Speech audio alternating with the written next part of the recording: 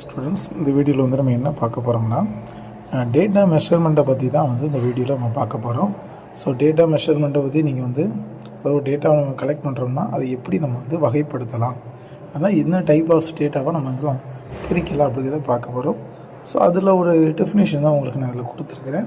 அந்த டேட்டா நியூமெரிக்கா இல்லை ஸ்ட்ரிங்கா இல்லை எஸ்ஆர்னோ கொஸ்டினா இல்லை நேமா, ஸோ அதை பேஸ் பண்ணி நம்ம வந்து டேட்டாவை நம்ம வகைப்படுத்துவோம், மெஷர் பண்ணுவோம். ஓகேவா?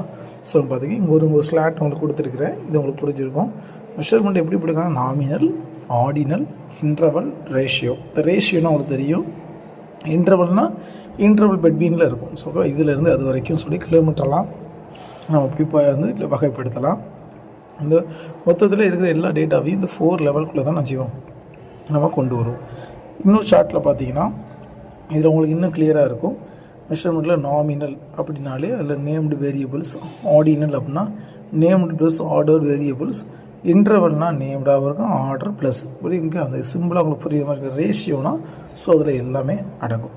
ஸோ நம்மளுடைய ரிசர்ச்சுக்கு இல்லைன்னா நம்மளுடைய அனாலிசிஸுக்கு, டேட்டா அனாலிசிஸுக்கு, மேத்தமெட்டிக்ஸோ ஸ்டாட்டிஸ்டிக்ஸ்லையோ நம்ம சில மெத்தட்ஸ் யூஸ் பண்ணும்போது நமக்கு கிடைக்கிற அந்த தகவல் அதெல்லாம் அந்த டேட்டா தரவுகளை வந்து இந்த 4 டைப்பாக நம்ம பிரித்து வச்சுக்கிட்டோம்னா நம்ம அனாலிசிஸுக்கு ரொம்ப யூஸ்ஃபுல்லாக இருக்கும். ஓகேவா? உங்களுக்கு புரிஞ்சிருக்குன்னு நினைக்கிறேன். இந்த நாமினல், ஆர்டினல், இன்டர்வல், ரேஷியோ இதை பற்றின இன்னும் ஒரு பார்ட்டை வந்து நம்ம அடுத்த வீடியோவில் பார்க்கலாம். ஓகேவா? தேங்க்யூ ஃபார் வாட்சிங். தேங்க்யூ.